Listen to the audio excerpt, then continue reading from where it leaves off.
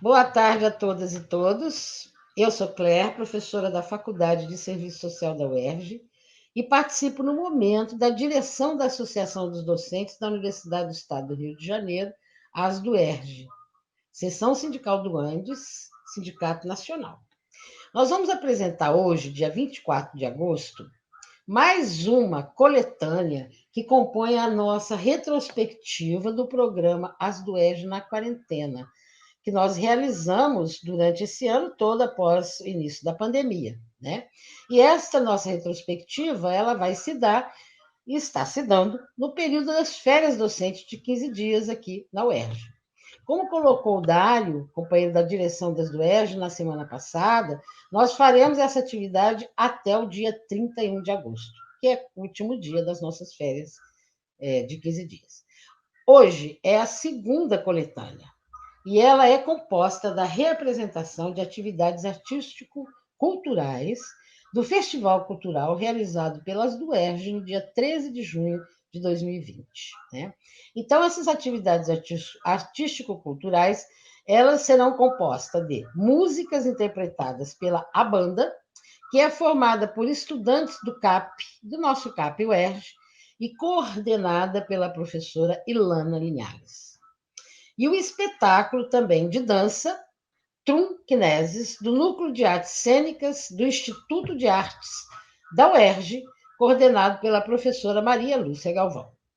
Além das atividades artístico-culturais, teremos a reapresentação também de trechos de duas lives. A primeira tem como título A Nossa Luta Unificou, no fronte contra o Covid-19, estudante com trabalhador. Edição especial que traz uma professora, uma técnica administrativa e uma estudante, representando todo o trabalho dos profissionais e das profissionais do Complexo de Saúde da UERJ, tá? E é o PPC, e que foi ao ar no dia 25 de maio. A segunda live leva o título Coronavírus, Contaminação pelo Ar e Respostas da UERJ.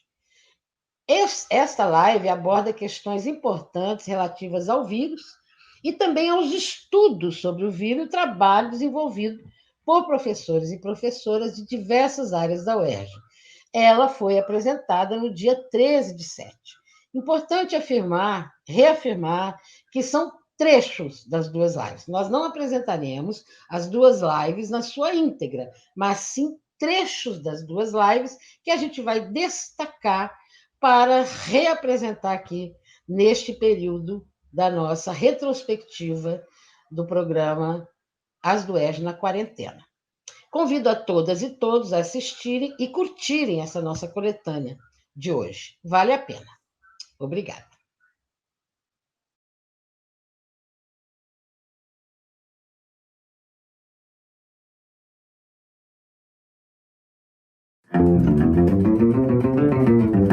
Não põe corda no meu bloco, nem vem com teu trago, chefe. Não dá ordem ao pessoal. Não traz lema nem divisa, que a gente não precisa, que organizem nosso carnaval. Não sou candidato a nada, meu negócio é madrugada, mas meu coração não se conforma.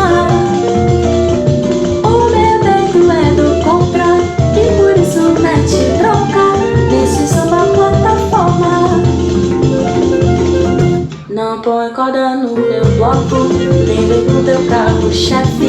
Não dá ordem ao pessoal. Não traz lema nem divisa, que a gente não precisa, que organizem nosso carnaval. Não sou candidato a nada, meu negócio é madrugada, mas meu coração não se conforma. E por isso mete bronca nesse samba plataforma.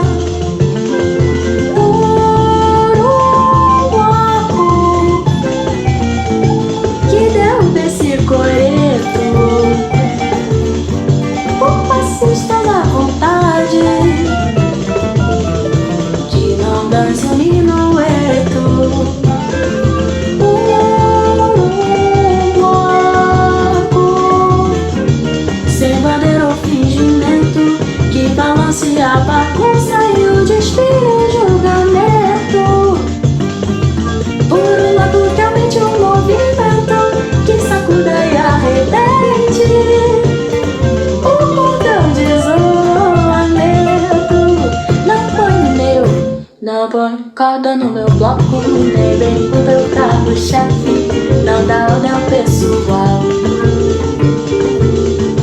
Não traz nem mais nem divisa, que a gente não precisa, que organizem nosso carnaval. Não sou candidato a nada, meu negócio é madrugada, mas meu coração não se conforma. O meu peito é do contra, e por isso mete bronca nesse samba plataforma. Por um bloco que derruba esse coreto, por passistas à vontade, que não dance um minueto. Por um bloco sem bandeira ou fingimento, que balance a bagunça e o desfile e o julgamento. Por um bloco que aumente o movimento, que sacuda e arrebente o cordão de isolamento. Não põe no meu. E assim, como tem sido trabalhar no Pedro Ernesto nessa situação? O primeiro momento, gostaria de estar compartilhando, é que a gente não esperava que seria assim de tão pronto, quando a gente soube. Né? Infelizmente, que o doutor Edson Creatinina ficou doente, a gente caiu a nossa ficha. Falei, nossa, está acontecendo, está aqui perto, dentro do Pedro Ernesto, em particular no meu caso, como técnico de enfermagem da enfermaria 1314, bem perto de nós mesmos, ali na 1314, e isso, assim, chocou a gente não esperava. E saber que o setor todo teve que ser fechado, pessoas foram contaminadas, então foi realmente muito difícil. Eu costumo falar que foi o primeiro momento de pânico, porque, assim, veio com muita insegurança, com muito medo, e a gente não sabia o que a gente ia estar fazendo, né? Como é que seria a rotina no Pedro Ernesto, assim, diante disso, né? Desse local que ficou contaminado, de saber do professor, as preocupações. E aí, de repente, todos ficavam se perguntando como é que seria, né, a situação no Pedro Ernesto, no Hospital Universitário. E não foi fácil, assim, a gente foi tomada, assim, por muito medo, por muita angústia. Eu, particularmente, assim, foi muito difícil, e em relação à minha família, em relação aos amigos, e tão perto de nós, ali na nefrologia, ter acontecido aquilo, a gente pensando nos pacientes, porque a nossa demanda de pacientes é uma demanda muito complexa, e a gente pensando nos nossos pacientes dentro da enfermaria, nossos pacientes, né, que têm lúpus, doenças autoimunes, né, pacientes que possuem ali uma fragilidade, pacientes que estavam tendo alta, por exemplo, de um CTI, e de repente saber disso. E, assim, hoje eu estou muito feliz com isso, de estar aqui sendo porta-voz, porque, assim, eu ouvi muitos relatos de amigos meus. Eu tive muito medo de ir para o front, assim, diretamente ir para o CTI trabalhar com esse tipo de clientela. No momento, a gente sempre trabalhou com pacientes de tuberculose, e, assim, a gente tinha um certo receio, tomava as medidas, mas diante do que chegou para a gente aqui no Brasil, quando, né, se estourou o boom e declarou a pandemia aqui no Brasil, a gente saber, né, que estava tão perto, que um funcionário nosso tinha sido acometido, e que a gente vai fazer agora? Então, foi muito difícil mesmo enfrentar isso. A gente já tinha relatos de várias pessoas da enfermagem em São Paulo, e tinha chegado a nossa vez, infelizmente. E esse momento de pânico, de dúvida, de incertezas, de falta, assim, de alguma maneira, assim, de informação, e a gente não sabia o que ia acontecer, né, como é que seria isso. E, ao longo do tempo, a gente começou a conversar e questionar também. Principalmente no meu caso, como eu sou trabalhadora, sou plantonista noturna, as informações chegavam, de certa maneira, muito escassas e muitas vezes picotadas, não chegava algo sólido, concreto para nós.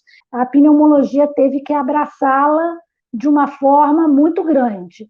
E aí, logo no início, o nosso corpo de profissionais, médicos, professores, a gente se reuniu para ver como é que a gente ia fazer, porque, de repente, as aulas não podiam continuar sendo dadas, porque você não podia reunir alunos dentro de um anfiteatro. As nossas sessões clínicas não poderiam ser feitas. Os nossos pacientes não poderiam mais ir para a policlínica serem atendidos. Como que a gente ia fazer? O cenário tinha mudado, era tudo completamente diferente. O que nós íamos fazer? Então, na primeira reunião, a gente notou que a gente tinha um grupo de profissionais que também era grupo de risco, eram pessoas que tinham ou mais de 60 anos de idade, ou que tinham outras doenças lá e faziam uso de medicamentos imunossupressores, enfim. Eram pessoas que não poderiam participar no front, né, como a gente chama, por causa desse risco. E essas pessoas, inicialmente, foi até interessante, porque algumas ficaram muito assim, chateadas, não queriam, são médicos, eu quero participar de alguma forma, eu não quero ficar em casa esperando as coisas acontecerem, né? E aí a gente disse, não, vamos ver como é que vocês podem participar de casa. Então, essas pessoas em casa começaram a fazer um trabalho que depois a gente notou que foi muito importante, está sendo muito importante. Os pacientes não podem ir agora à policlínica, e nós temos quase 2.000 pacientes de doenças crônicas, de asma, de DPOC, de fibrose cística, são pacientes graves que precisam de atendimento. E, de repente, as suas consultas haviam sido canceladas. Então, nós dividimos as agendas entre esses profissionais e eles passaram a ligar para os pacientes nas suas casas, né, e a conversar. E essas conversas, às vezes, se estendiam, porque as pessoas, você imagina, se nós estamos com medo, imagina um paciente que está em casa e que tem uma doença crônica, ele sabe que se ele pegar a doença, ele é a pessoa que vai ser internada, né? Então, essas pessoas estavam morrendo de medo, estão ainda, precisavam de informações. Eu tenho que tomar a vacina da gripe ou não tenho? Eu continuo tomando meus remédios? Porque aí surge um monte de informação, né? Que o remédio tal pode piorar a chance de você ter Covid. Aí tinha paciente que ficava apavorado, eu tomo tal remédio, o que eu faço agora? Tomo isso ou não tomo? Enfim, então esses médicos passaram a dividir essas agendas e a ligar sistematicamente para esses pacientes, para dar informações. E quando era necessário, por exemplo, fazer uma renovação de uma receita, era combinado, então, com o grupo que estava no front, fazia a receita, e alguém da família do paciente vinha buscar, de preferência não o próprio paciente, né? Então, isso está sendo feito, a gente foi aprimorando, e está funcionando muito bem de uma forma geral. Uma outra tarefa para esse pessoal de casa é dar aula, não aula normal, mas de alguma forma ter algum tipo de aula à distância, tanto para a graduação quanto para os nossos médicos residentes, que são médicos que estão em formação ainda. Então, eles prepararam discussões de casos, falaram sobre Covid para os alunos, fizeram uma série de coisas, entendeu, que demanda muito tempo e que quem estava no front não poderia fazer. Por outro lado, então, nós ficamos com um grupo que trabalhava que podia trabalhar, né? Então, nós começamos a ver que tinham 2 cenários para a gente também trabalhar. Um era na policlínica. A policlínica estava quase toda fechada, com raras exceções de alguns pacientes que precisavam ir lá para fazer algum medicamento que era de infusão, que não podia parar, alguma outra coisa assim pontual, mas praticamente parada. Ela foi utilizada inicialmente como um cenário para a gente dar atendimento aos profissionais da área de saúde da UERJ, ou seja, Policlínica e UPE.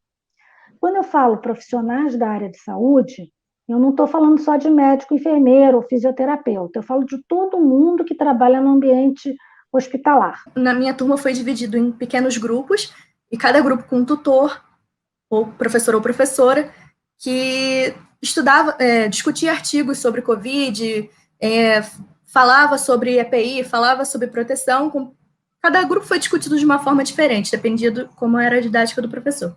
E também tivemos treinamentos presenciais, tanto sobre ultrassom, quanto sobre EPI mesmo, como colocar, como não se contaminar. E só depois disso que a gente foi, de fato, inserido nas atividades. E outra coisa também, que nenhuma dessas atividades é obrigatória. No início foi falado sobre ter alguma carga horária contada, sobre ter que fazer pelo menos uma para contar. Só que depois foi visto que isso não seria muito justo a partir do momento que existem pessoas da minha turma que são grupo de risco, existem pessoas da minha turma que vivem com pessoas que são grupo de risco, e existem também pessoas que estão com medo e às vezes, de fato, não querem se expor ou por algum outro motivo. Então, a princípio, nenhuma dessas atividades é obrigatória, são atividades mais de voluntariado mesmo, da gente querer ajudar de alguma forma, mesmo sem ter CRM, ajudar as pessoas. E nisso, até as atividades remotas são muito importantes, porque às vezes um paciente que não está podendo ir à consulta, a gente consegue ver se está precisando de alguma coisa, às vezes até só conversar já ajuda muito, nesse momento que a gente está vivendo, né, de muito medo. É claro que essa carga horária no dia a dia está sendo muito menor, eu tenho ido só 2 vezes por semana, na faculdade mais ou menos, tem gente que vai mais, tem gente que vai menos, mas longe de ser a carga horária normal que a gente está tendo. E assim como tudo no mundo, vai ter defasagem, vai ter algum prejuízo, não tem como ser um biguista e pensar que a nossa formação tem que ser perfeita, que esse ano nosso tem que ser perfeito, porque nada vai ser, e não tem como pensar diferente, nem esperar nada diferente. Então, nesse contexto, a gente vai ter prejuízo na formatura, com certeza, isso não tem o que fazer. O que eu tenho percebido da atividade da direção e das coordenações é que vão tentar da melhor forma possível mexer no tempo e na formação para ter a melhor combinação possível. Agora, sobre mudanças na vida pessoal, eu já tive a doença, eu fiquei doente, não foi nem no UPI, foi por outro motivo, mas eu tô sem ver minha família desde então, desde depois que eu fiquei doente. Eu fiquei na casa do meu namorado, porque ele também ficou, e desde que eu voltei para o hospital, também não vejo mais a minha família. E sei que isso está sendo bastante comum em várias pessoas, vários médicos, várias pessoas que eu conheço, estão amigos morando juntos para evitar contaminar a família. E sobre o EPI, eu já falei um pouco sobre treinamento e nenhuma atividade está sendo oferecida antes que saibam se tem toda a estrutura para nos receber. Então, no início, algumas pessoas da minha turma se contaminaram em algumas atividades, no UPI principalmente, porque ainda estava, o fluxo ainda estava um pouco confuso, isso que eu falei, falam que o paciente não é Covid, mas chega e você não está todo paramentado, mas hoje em dia está tendo muito menos contaminação e isso eu vejo que está funcionando muito melhor o fluxo. A gente está bem protegido e está muito mais organizado. Eu vi professores meus que estavam indo todos os dias, mesmo sem ser o próprio dia de plantão, só para ajudar nisso. Eu vi residentes que não eram de dia de plantão indo só para ajudar também. Então, isso está sendo um trabalho coletivo muito importante nesse sentido. Como eu falei, eu sou do grupo de monitorização dos estudantes, e esse trabalho, junto com a PPC, está sendo muito interessante, porque como na PPC estão fazendo atendimento e os testes dos profissionais de saúde, eles englobaram os alunos também. Eu sou responsável pelo meu ano, e todo mundo que ficava sintomático, eu conseguia conversar com a Cláudia e agendar um exame para as pessoas serem atendidas da melhor forma possível. Inclusive porque muita gente precisaria até de, às vezes, algo mais assistencial. A gente perguntava se a pessoa tinha plano de saúde, onde morava, se precisava ir ao UPI para algum atendimento, algo do tipo. E o que eu vejo nesses atendimentos que estão sendo feitos é referência. Tiveram aquelas fases que a Maria Tereza falou, de medo, né? E agora de estar, aparentemente, as coisas se acalmando um pouco mais, é o que eu vejo também. Vejo estar mais organizado, as pessoas estão sabendo lidar cada vez melhor, protocolos mais organizados. E o UPI sempre foi referência, sempre, e a UERJ é referência, né? Nós somos referência para muitas coisas, e não seria diferente nessa situação. Isso traz um peso muito grande em alguns momentos, né? Porque você já espera que a gente saiba se portar como tal, né? Sem nenhum preparo, mas o que eu vejo agora, com toda a estrutura que eu estou vendo, é muito orgulho, assim, de conseguirmos principalmente por causa dos trabalhadores, sabe? Tá ali e poder ser referência e atender a população da melhor forma possível. Eu acho que é isso. Ninguém tira o trono do estudar, ninguém é o dono do que a vida dá. E nem me colocando numa jaula, porque sala de aula essa jaula vai virar. E nem me colocando numa jaula, porque sala de aula essa jaula vai virar.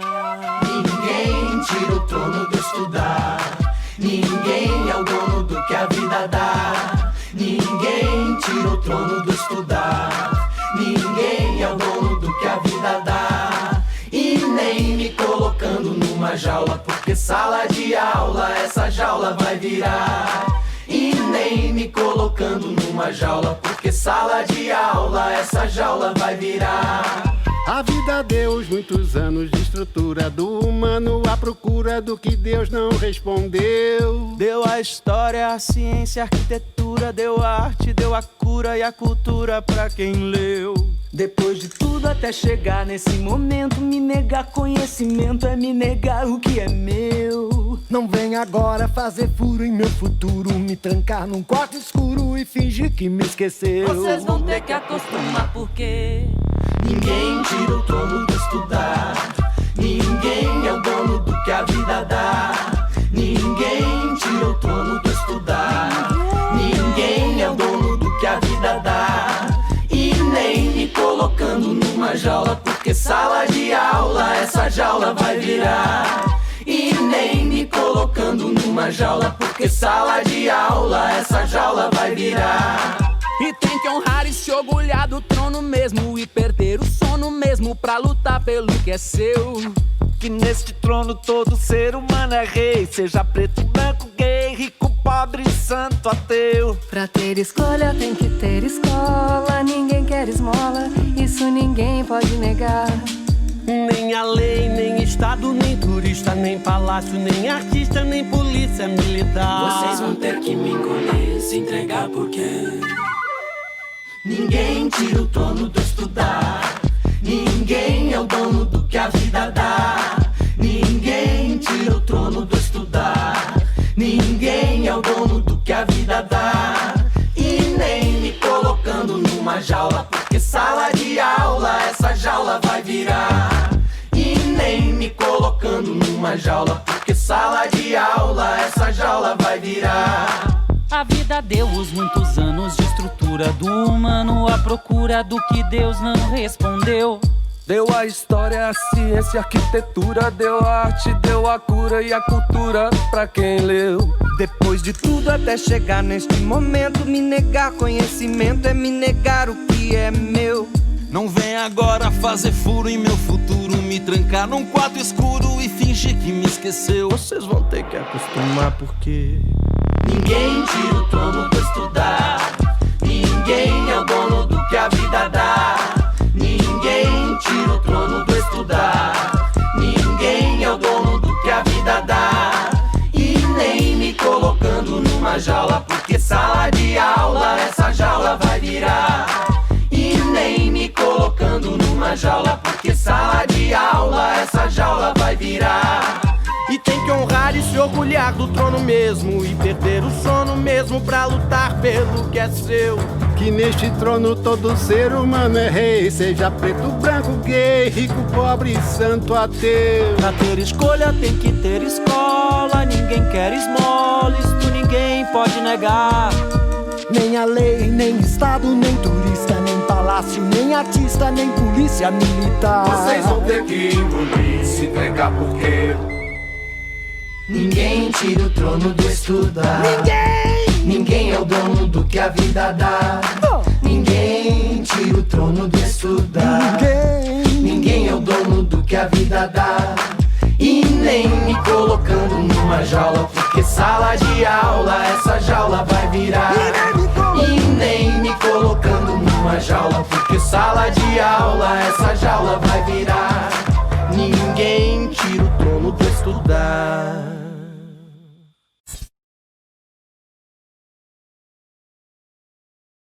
Então é importante a gente lembrar, né, que um vírus, começando do centro. Acho que todo mundo tem mais ou menos a imagem do que é o coronavírus, porque isso já está circulando em tudo quanto é mídia, né? Mas pensando em dar nome a essas estruturas e onde elas são utilizadas. Então, pensando naquela estrutura do vírus, que a gente está mais ou menos no nosso imaginário, lá no meio, bem no centro, a gente tem o material genético, né, que seria a estrutura, a principal estrutura que dialoga com as células, né, dos outros seres, envolvendo... Esse material genético é o que a gente utiliza para fazer a identificação do vírus, seja numa coleta de um paciente, seja por partículas aéreas, né, e o Heitor vai falar do equipamento dele que faz isso.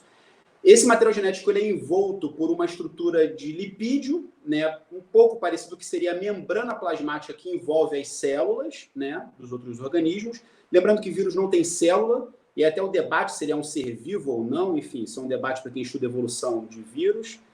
E é essa membrana, né, lipídica que é rompida quando a gente lava, a recomendação de se lavar com sabão, de utilizar o álcool 70, é essa membrana que a gente rompe, expõe esse material genético, você inviabiliza a transmissão.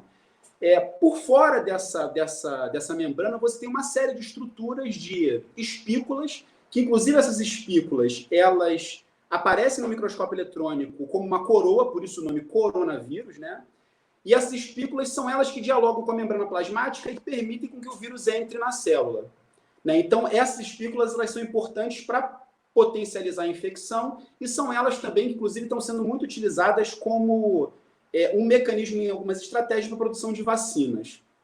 Curioso também que uma pequena mutação em uma dessas espículas, né, que é chamada de proteína spike, em inglês, o termo em inglês, possibilitou que esse vírus tivesse, mais recentemente, um maior potencial de transmissão, entretanto, perdeu um pouco o seu índice de patogenicidade, ou seja, ele transmite melhor, ele parece que tem evoluído para um potencial de transmissão mais eficiente, entretanto, matando menos. E, pegando o gancho da transmissão, né, o debate em relação à transmissão pelo ar, é importante a gente diferenciar duas dessas partículas, ou melhor, dessas estruturas que levam o vírus. Primeiro, as gotículas, que são essas que eu estou certamente jogando aqui na frente do meu iPad, espalhando aqui na minha bancada, né, ao falar com vocês, que são partículas maiores, que carregam possivelmente uma quantidade maior de vírus e que depositam rapidamente. Então, são essas que a gente consegue evitar utilizando máscara, mantendo o distanciamento de 1,5 m a 2 metros. Entretanto, fazendo essa mesma ação de falar, eu estou jogando outras partículas muito menores, que são os aerossóis, que elas, ao invés de se depositarem rapidamente, elas ficam no ar. Inclusive, elas vão para regiões mais altas do ambiente. Esse é o problema do ambiente fechado, porque ela fica muito próxima e isso possibilita, teoricamente, possibilita também a transmissão, porque pegaram nessas partículas muito pequenas fragmentos do material genético, que pode ser só um fragmento, não o vírus inteiro. Então, aí está o debate também da OMS mesmo, acatando essa carta dos pesquisadores, faz um debate sobre a real capacidade dessas partículas transmitirem a doença em si. E aí é um debate que é importante a gente conversar bastante. Como é que a gente evita isso? Melhorando a circulação de ar, mesmo em ambientes fechados, o que mesmo certamente inviabilizaria, por exemplo, uma sala de aula cheia com o professor falando, mesmo com um procedimento de corrente de ar, isso praticamente inviabilizaria, ou um sistema de exaustão, né? Algo sugando esse ar que está mais aéreo para tentar eliminar essas partículas. Lembrando, por exemplo, que um ventilador de teto não funcionaria nada bem para tentar ventilar uma área, porque ele, muito pelo contrário, ele cria um grande turbilhão dessas partículas, inclusive jogando as partículas que estão mais em cima para baixo. Acho que já foi bem apontado aqui, né, pelo Eduardo, os elementos que o Heitor traz também são fundamentais para ajudar a gente pensar políticas públicas, a pensar formatos e maneiras de a gente superar, enfim, melhorar um pouco a situação que a gente vive. Mas, falando das falhas, primeiramente, eu apontaria, além do que já foi colocado aqui, né, que acho que o nosso país passou por muitas falhas, né, e uma delas foi a questão da quarentena, né, a quarentena não foi feita aqui corretamente, a gente não atingiu o patamar de 70%, que era o recomendado, né, isso não aconteceu aqui. O uso de máscaras, que foi também uma medida adotada muito tardiamente aqui no nosso país, né, uma barreira mecânica importante para eliminar essa questão da transmissão, como bem apontou o Eduardo, por meio das gotículas, né, dessas partículas maiores, enfim. A baixa testagem que a gente faz também, né, que a gente deixa de fazer aqui, e também a reabertura precoce, né, então, assim, como se não bastasse todas essas medidas atrasadas que a gente vem tomando, a gente ainda reabre o comércio, shopping centers, inclusive espaços que são muito propícios à contaminação, como, por exemplo, uma academia de ginástica, né? Então, esses espaços vêm sendo reabertos. Acho que, do ponto de vista da contaminação, a gente tem aí um cenário bem preocupante, né? Mas, assim, como foi solicitado assim, pelo Afonso que eu tratasse da questão política, social, eu adensaria mais um elemento, que eu acho que não é nem um pouco secundário em relação às falhas que a gente teve na condução do enfrentamento à Covid-19, que é a questão do negacionismo, né? Eu acho que esse ponto ele é muito importante a gente pontuar, né?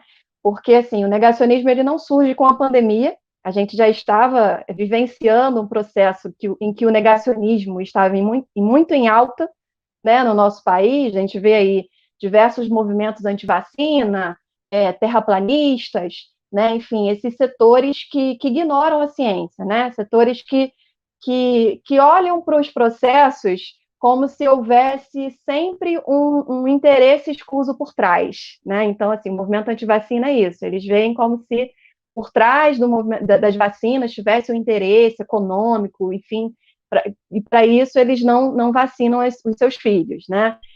Então tem muita teoria conspiratória em relação a tudo isso. Terraplanismo também, né? As pessoas que se juntam para contestar teorias, né? E, assim, na verdade, esses movimentos eles sempre existiram.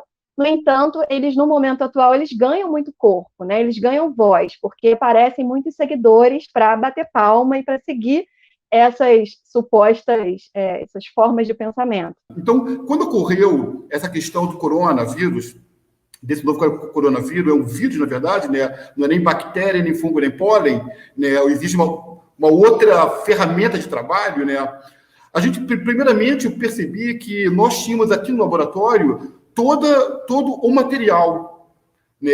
E fazendo apenas algumas modificações neles, tecnológicas, né, a gente poderia adaptar eles para a coleta do vírus, né? Então, eu li todos os trabalhos que foi inicialmente desenvolvido em Wuhan e depois na Itália, que foram onde realmente iniciou esse processo todo de monitoramento ambiental do vírus, né, esse monitoramento ambiental do vírus. E aí nós adaptamos os nossos equipamentos que eles fazem. Hoje, nós temos aqui na UERJ várias plataformas para fazer isso, né? A gente coleta em sistemas que são chamados de bioflask, que são uns frascos de vidro que eles são desenhados especificamente para armadilhar material biológico do ar, né? A gente tem também um sistema que é chamado de Cascade Impactor, que é um equipamento que você pode medir a carga viral em diferentes tamanhos de partícula, desde 0,01 micron até 50 micron. Então, a gente pode simular um pulmão mecanicamente e medir a carga viral em cada compartimento. Então, a gente tem isso aqui na UERJ, né? Então, eu tinha isso tudo, né? Eu usava isso, né? Mas nunca tinha usado para vírus, né? Mas, por sorte, tem um colega nosso no laboratório que entrou agora até no concurso, o César Amaral, que vem da área molecular, né? Então, juntando conhecimento físico com a área molecular, a gente pôde montar uma equipe, certo? Que com expertise para medir o vírus ambientalmente, né? E é muito legal agora a gente estar num estágio onde a gente é capaz de obter os resultados, né? Provavelmente nós somos hoje o único grupo no Brasil que está medindo esse vírus na atmosfera, né? Como a gente está medindo, usando 4 ou 5 técnicas diferentes ao mesmo tempo, né? E isso é uma coisa muito interessante, porque é mais ou menos como você trocar a roda de um carro em movimento, entende? Porque os desafios vão aparecendo a cada dia nos métodos, na forma que você desenvolve os processos, né? E esses sistemas que a gente tem utilizado, eles são muito apropriados para medidas em ambiente aberto, né? A gente está usando o quê? Eu estou fazendo o seguinte, a gente sabe que o ambiente fechado, ele é um ambiente propício à contaminação. Tem vários trabalhos que mostram isso. E a gente sabe, por outro lado, que um ambiente totalmente aberto, como, por exemplo, a beira de uma praia, é um ambiente onde a probabilidade é bem menor. Então, a gente está trabalhando com ambientes intermediários, que têm grandes aglomerações e não são abertos, como, por exemplo, a Estação Central do Brasil, né? Estão medindo também nas comunidades, onde tem vielas, onde passam muitas pessoas. Então, nós fizemos na Rocinha, estamos fazendo agora no Morro Santa Marta, que são ambientes onde a probabilidade de contaminação é grande, mas a gente não sabe, entende? Essa é a grande questão. A gente não sabe como essa dinâmica acontece. Então, esses equipamentos, que são, tipo, equipamentos de tamanho grande, eles são muito inapropriados para a gente medir, por exemplo, dentro de um BRT lotado, dentro de um trem lotado. Como é que eu vou saber ali? Eu tenho uma ideia vaga de que o padrão de contaminação ali pode ser grande, mas qual é o tamanho disso, entende? Então, o que eu fiz foi o seguinte, então, desenvolvi um sistema que pudesse ser carregado por uma pessoa, entende? Que fosse individual. Para quê? Para que eu pudesse colocar essa medição dentro de um ambiente completamente fechado, como um trem lotado, como um BRT lotado, entende? Então, por isso a gente desenvolveu esse aparelhinho aqui, olha, que é o Corona Track. Esse aparelho, o que ele faz? Primeiramente, olha, tudo isso aqui foi montado no meu laboratório em uma semana com meus alunos, né? Foi totalmente artesanal. Eu usei uma bomba de alto desempenho associado a uma bateria que me desse uma durabilidade razoável, com um sistema, com um filtro absolutamente desenhado para captura de vírus. Um filtro especial para isso. E esse sistema, ele faz o quê? A pessoa utiliza esse sistema, ele vai monitorando o ar num raio de aproximadamente 2 metros da sua cabeça. Então, essas partículas que estão ali, elas são captadas e concentradas naquele filtro, né? E para onde você vai, esse sistema ele carrega uma pequena placa, uma placazinha pequenininha assim, com uma anteninha desse tamanhozinho aqui, deixa eu ver, bem pequenininho, você quase não vê, mas tem uma anteninha aqui. Então, o que eu faço? Qual é a ideia do negócio? É o seguinte, olha, onde a pessoa vai andando e coletando o ar, meu sistema ele é um sistema georreferenciado. Então, eu vou mapeando ele no Google Maps, né? E eu tenho um trajeto para onde ele está mostrando o ar. E depois que ele acaba o trabalho, ele me dá esse filtro, eu processo ele no laboratório e faço análise de uma máquina de RT-PCR. Então, eu estou medindo o vírus, certo? E nesse ponto aqui, eu agradeço muito aos meus colegas do HLA, professor Cristóvão, que está nos ajudando a fazer análise. Então, a gente faz tudo. Faz o desenvolvimento tecnológico, a plataforma de geoprocessamento e a análise do vírus, tudo na UERJ, entendeu? Usando todas essas ferramentas, né? E aí, com isso, o que eu tenho? Eu tenho um mapa onde eu tenho ali, olha, a carga viral de onde aquele filtro passou. Então, a nossa ideia qual é? É que se eu tiver 200 Corona Tracks desse, eu vou poder fazer um mapeamento do vírus, entende? Da carga viral, vírus medido, né? E com isso, qual o objetivo disso? O objetivo disso é a gente poder dar informação para a gestão pública. Esse é o nosso objetivo. Nosso objetivo na UERJ não é monitorar, porque nós não temos uma infraestrutura de monitoramento. E nosso objetivo é criar uma plataforma e transformar em algo útil, entende? Prático, certo? Agora, além disso, o Corona Track ele é bem interessante para a gente avaliar, independente do trajeto da pessoa, por exemplo, nós vamos fazer uma ótima experiência no hospital universitário, no HUP.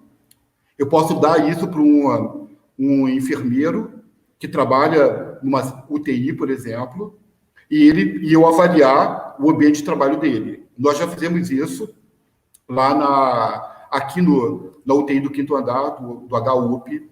Fizemos um monitoramento também no Piquet Carneiro, na Policlínica, e a gente está vendo que essa ferramenta ela é muito útil também para áreas hospitalares, né, onde você pode... E o mais legal dessa plataforma é que, no futuro, a gente vai poder não só medir o coronavírus, a gente vai poder fazer um viroma total, analisar todos os vírus, né? Então, na verdade, o que você está abrindo aí é uma possibilidade de fazer... Hoje, nós fazemos o quê? Qualidade do ar. A qualidade do ar, por definição, ela é, do ponto de vista físico e químico, né? Somente a qualidade da água inclui o aspecto biológico. Então, a gente pode ter agora uma ferramenta para monitorar a qualidade do ar, bactérias, fungos, vírus, utilizando esse sistema, certo? Não só no ambiente da população, mas também... E por isso que eu acho, por exemplo, se eu tivesse vários Corona Tracks desse, eu começaria esse trabalho pelo CAP ou pela própria UERJ, porque nós estamos aqui, é uma universidade que tem vários braços, né? Você tem um aluno que mora em Japeri, outro que mora na Tijuca, outro que mora em Niterói, outro que mora em Ipanema, né? Então, a gente poderia fazer um trabalho de monitoramento usando, fazendo uma parceria, né, com os próprios alunos e professores, né, no sentido de entender como está funcionando o processo de trabalho.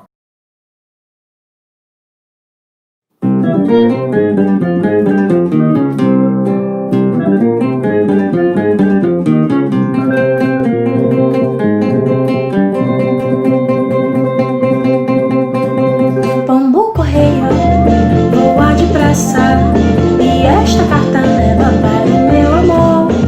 Leva no bico que eu aqui fico esperando pela resposta que é pra saber se ela ainda gosta de mim. Pombo correio, se acaso um desencontro acontecer, não perca nem só segundo. Voa no mundo, se preciso for. O mundo voa, mas me traga uma notícia boa. Pombo correio voa ligeiro, meu mensageiro, e essa mensagem de amor leva no bico que eu aqui fico cantando, que é pra espantar essa tristeza, que é certeza que o amor traz. Pombo correio, nesse caso eu lhe conto, por essas linhas a que ponto quer chegar meu coração. O que mais gosta, voltar pra mim seria assim a melhor resposta.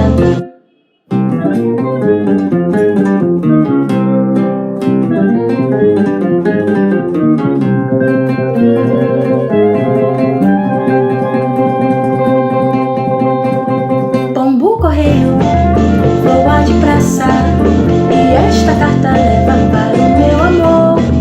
Leva no bico que eu aqui fico esperando pela resposta que é pra saber se ela ainda gosta de mim. Pombo correio, se acaso um desencontro acontecer, não perca nem um só segundo. Voa no mundo, se preciso for. O mundo voa, mas me traga uma notícia boa. Pombo correio voa ligeiro, meu mensageiro, e essa mensagem de amor leva no bico que eu aqui fico cantando, que é pra espantar essa tristeza, que é certeza que o amor traz. Pombo correio, nesse caso eu lhe conto, por essas linhas a que ponto quer chegar meu coração. O que mais gosta, volta pra mim seria assim a melhor resposta.